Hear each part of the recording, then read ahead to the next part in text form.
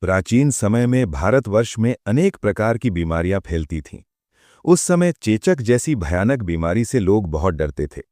गांव-गांव में लोग भगवान से प्रार्थना करते थे कि उन्हें इस भयंकर रोग से बचाया जाए। तभी देवताओं की कृपा से एक दिव्य शक्ति का प्राकट्य हुआ, जिन्हें आज हम शीतला माता के नाम से जानते हैं। कहा जाता है कि शीतला माता भगवान शिव और माता पार्वती की कृपा से प्रकट हुईं। उनका स्वरूप अत्यंत शांत और करुणामयी था। वे गधे की सवारी करती थीं, हाथ में झाड़ू, कलश, सूप और नीम की पत्तियां धारण करती थीं। उनके कलश में शीतल जल भरा रहता था, जिससे वे रोगों की गर्मी को शांत करती थीं। एक बार पृथ्वी पर चेचक का प्रकोप बहुत बढ़ गया। लोग तेज बुखार, फोड़े फुंसियों और पीड़ा से तड़प रहे थे। देवताओं ने ये दुख देखा और भगवान शिव से प्रार्थना की कि पृथ्वीवासियों को इस रोग से मुक्ति दिलाएं। तब भगवान शिव ने माता पार्वती से कहा कि वे एक ऐसी शक्ति उत्पन्न करें जो रोगों को शांत कर सके। उसी समय माता पार्वती के तेज से शीतला माता प्रकट हुईं। शीतला माता पृथ्वी पर आईं और लोगों को रोगों से मुक्त करने लगीं। जहां भी वे जातीं, वहां अपने कलश के शीतल जल का छिड़काव करतीं और लोगों की पीड़ा कम हो जाती। उन्होंने लोगों को ये भी सिखाया कि स्वच्छता रखना, नीम का उपयोग करना और ठंडे भोजन का सेवन करना स्वास्थ्य के लिए लाभदायक है।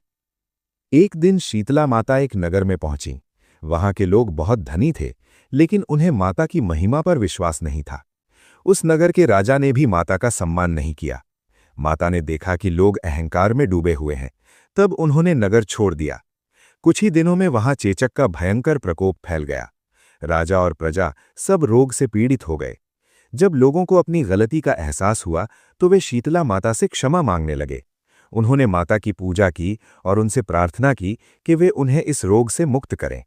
माता ने उनकी भक्ति देखकर उन्हें क्षमा कर दिया और अपने शीतल जल से पूरे नगर को स्वस्थ कर दिया। तब से लोगों ने शीतला माता को रोगों की देवी मानकर उनकी पूजा शुरू कर दी। शीतला माता की पूजा विशेष रूप से शीतला अष्टमी के दिन की जाती है।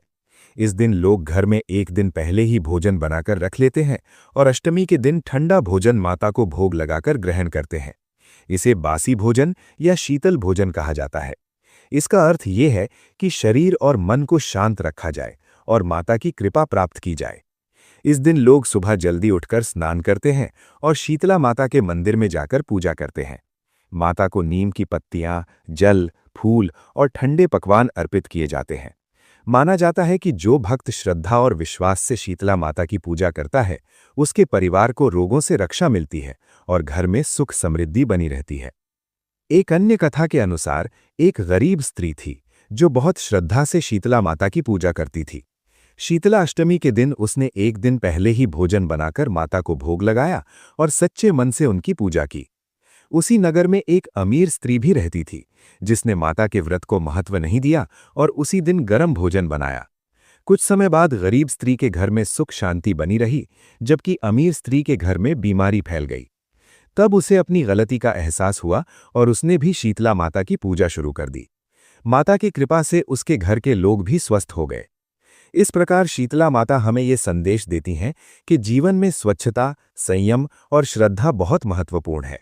उनका व्रत और पूजा केवल धार्मिक परंपरा नहीं है, बल्कि स्वास्थ्य और प्रकृति के संतुलन का प्रतीक भी है।